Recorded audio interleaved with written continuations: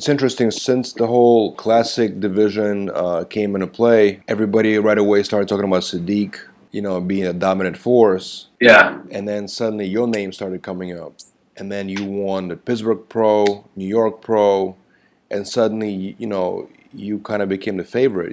So it's basically everybody's anticipating a huge battle between Sadik and you at the Olympia. I mean, there's a lot of good guys. It's not just me and Sadik. There's a lot of good guys that have won shows, and they're looking good. People are getting better and better week by week. I see. Sadik is he's got great shape. I think he could do very well. We've yet to see him in a prep or do a show.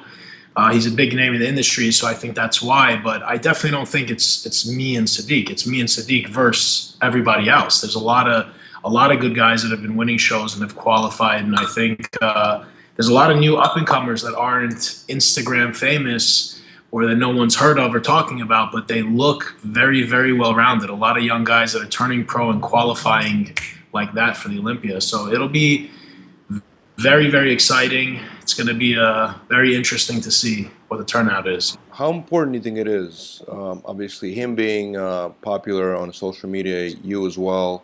How important is that to coming into the competition like that? It's an interesting time. I've been bodybuilding for 22 years, and the sport has evolved, and social media plays an interesting aspect to the sport because a lot of the fans are not necessarily bodybuilding fans. They're just fans of a particular person. So there's a lot of people that are fans of me, fans of Sadik, that follow us, and they just might like the way we look or our personality or our content on social media, but they're not necessarily IFBB bodybuilding fans. So they don't really know, too much about other people out there and what's going on. So social media and that stuff is very separate.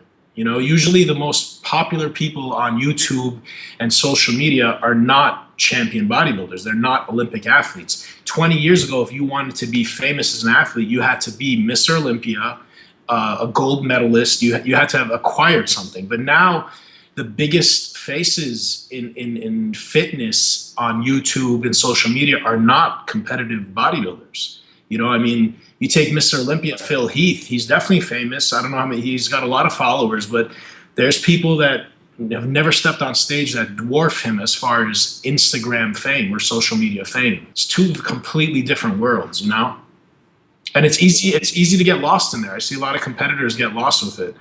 I mean, if you're looking to become famous and a celebrity, I don't think you should be bodybuilding and putting yourself through this. There's one reason and one reason only to do what we do. It's because you love it. If you're doing it to become famous or you're doing it for money or to be on the cover of magazines, you're doing it for the wrong reason. You're probably not going to succeed.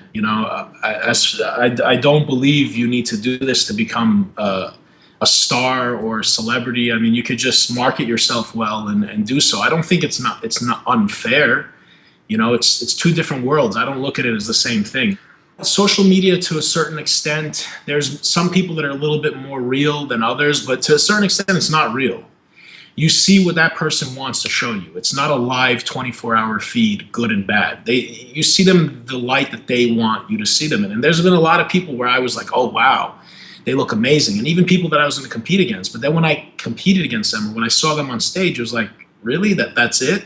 Because the pictures were hand-picked with a pump, right lighting in the gym. And that's not the case in reality. That's not the case on stage. So Instagram has a realm of not mystery, but of detached from reality to a certain extent. Being a pro athlete and competing at that level is completely different. You were previously competing as a physique competitor, right? Before making a switch to the classic bodybuilding. Now, why did you decide to make that switch? I was always a bodybuilder at heart. I planned on competing for many, many years and just put it off. When the time came to compete, a lot of my friends were in the NPC and the IFBB, and I figured, you know what, there's a bigger light in this federation. There's more to be had. It was really popular, so that's the route I went. But men's physique is where I fit in. I wasn't nearly big enough to compete in bodybuilding, so I did men's physique. At first, I didn't like men's physique too much, but As it grew, the physiques got bigger, and I was like, okay, this is what I look like. This is where I fit in. I had legs. I trained my legs. Unfortunately, we didn't show them, but I completely understand why. You know, men's physique is a brilliant division because the average person can relate to it. The average guy wears shorts like that. The average guy doesn't look like or dress, wear posing trunks and oil themselves up like a bodybuilder. So I did men's physique, and then when classic physique came around, it wasn't even a question for me. It was a dream come true. It's exactly what I wanted to do, and it's exactly where I fit in. So I literally did a backflip and signed up the next day. It wasn't even a question. And I did 3 pro shows in men's physique. I did Pittsburgh, placed 10th, I believe. New York Pro 5th, and Puerto Rico Pro 2nd. I was off for all the shows. I think I was the best for New York. So a lot of people say I was too big or I wasn't doing great in men's physique. I beg to differ. I think another season I would have qualified for the Olympia 100%, and I would have been fine. I don't think I was too big. I think I fit in well. I think I came in off and I did, 5th and 2nd in those 2 shows, but I failed to qualify for the Olympia. Was it an easy transition to be in a classic division? Absolutely. I mean, I was bigger. Even when I was younger, years ago, I had done bulks and gotten bigger. And again, I'd been bodybuilding for so many years. That was the amount of muscle I had on my frame at the time. I've grown since then. I don't train any different. I train the same. I had a nice off season. I ate more. Nutrition is a little bit different, but yeah, I don't think it was backbreaking by any means. It's look, over the years, you progress. Bodybuilding is a progressive sport, and you need to progress physically and mentally with it.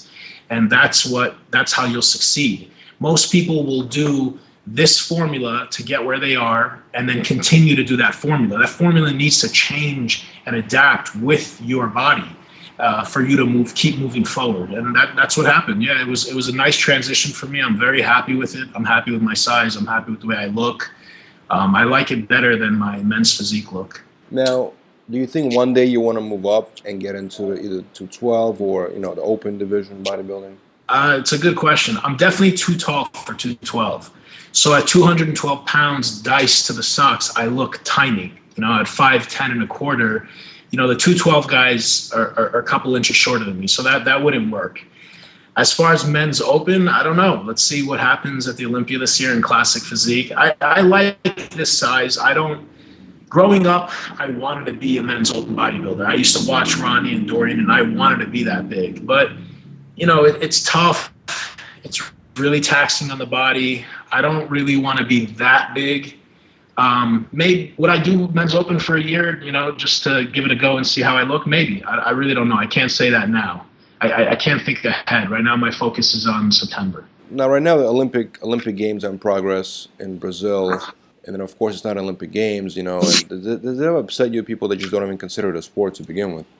It's interesting because it's discredited a lot by society, but at the same time, more people do things that bodybuilders do and learn from bodybuilders than they do from any other athlete in professional sports. Your average guy that follows NBA or NFL or NHL, they don't play. They're not in shape. They don't do, maybe they played in high school or college. They just watch that make those athletes multimillionaires just by sitting there and watching and not doing it themselves. If you love basketball so much, go play, But with bodybuilding, people will discredit it, but at the same time, they'll follow the diets and the training and the meal plans. And everybody has a small bodybuilder in them, regardless if it's come to life or not. Everybody is trying to get leaner and to be more muscular. They're skewed as far as how to do it. They look at the big mass monsters and say, I don't want to be like that. But if you do exactly what they do, if you do exactly what I do, you'll reach your goals. You're not going to wake up jacked all of a sudden. So yeah, it's upsetting, but for celebrities and wealthy people, the diets and training that they're using, that doctors and people, getting in shape for movies, it's all trickled down from bodybuilding for the past 30 years, whether people realize this or not. Doctors learn a lot from bodybuilders as well. I mean, we are the masters at manipulating and changing body composition, period. we're the ones that have done the best at it and have truly mastered it and learned what it takes over the past 30, 40, 50 years. Would you like to see it become more mainstream? I would love to. Yeah. I mean, the Olympia used to be broadcasted on ESPN, it's a combination, the reasoning, the fact that it's not an actual sport where a ball's not going through a hoop or there's not a team, that could be one of the reasons. People feel like, well, they're not performing anything, it's just getting into a certain conditioning. It's like, I hate to compare it to a beauty pageant because it's very different, but you're putting yourself on display. You're not actually doing something. So a lot of people will look at a sport and say, okay, tennis match, basketball, there's a ball involved, they're hitting, they have to score, so that could be one reason. And I feel like people are attracted to things they can relate to. Sometimes when you see a guy, shredded to the bone, tan, wearing a Speedo or a posing trunk, they can't really relate to that. So I can understand that, From what I understand, you're in a relationship with Julianna, who's the current Miss Olympia. Is it difficult to be, in a relationship with another pro athlete who's also training all the time and, into their career? Or is it easier because you guys sort of have a similar goal in place? How does that work? Neither of us dated a competitor or anyone in the industry, so it was new for both of us. It just kind of happened. We met each other and, we were friends at first, and it just kind of, the relationship occurred, and it was definitely very convenient understanding the diet. We this is the first time we're dieting together at the same time, and it's tough. We have to be understanding that, you get tired, both of you get a little bit moody. When one of you is doing it and the other one isn't, it's a little bit easier. But understanding how we eat, when she was getting ready for her shows, and I completely understand, I don't say, oh, let's go out to dinner tonight, so, and vice versa. When I was getting ready for Pittsburgh and New York, she was super understanding and very helpful. And so it's definitely helpful. Yeah, we train together, we cook together, we eat together. So it makes a big difference. Can you do it with someone that's not in the industry? Absolutely. But they just have to understand how much it means to you, and that you can't just have some grapes or some nuts for a snack while you're watching a movie, or get up and go out to dinner, So it's a little bit easier, having someone that also does the same thing. So what is your prediction for the open division men's bodybuilding? What do you think is going to happen? Who do you think is going to be in the top 5? Who do you think is going to win?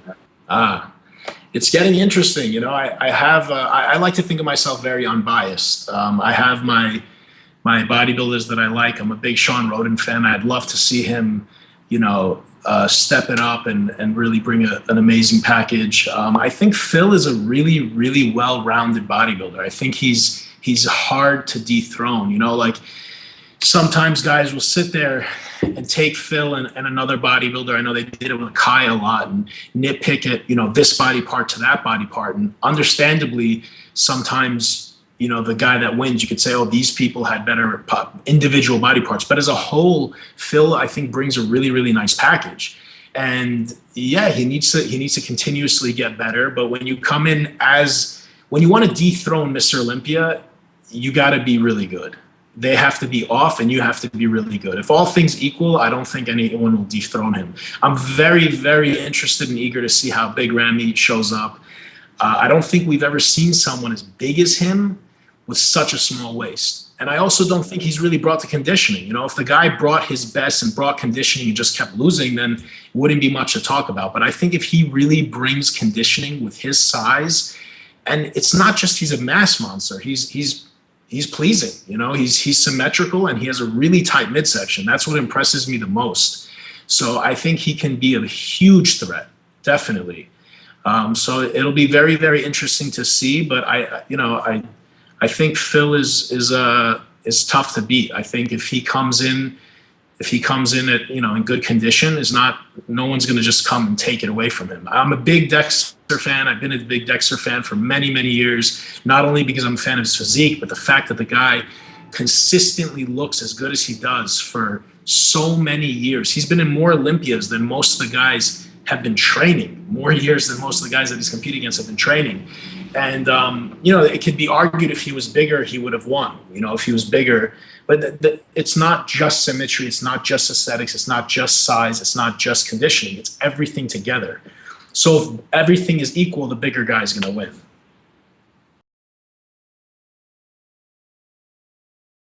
It's still going to be International Chest Day, so really doesn't matter. And all I hear about is build a wall. We're gonna build a wall. Well, how about building a fucking gym where the dumbbells go up to 400 pounds and the lat pull down stack doesn't stop at 280? And fuck your little juice bar. How about building a full-fledged food court so I can get a triple-oni sandwich post-workout?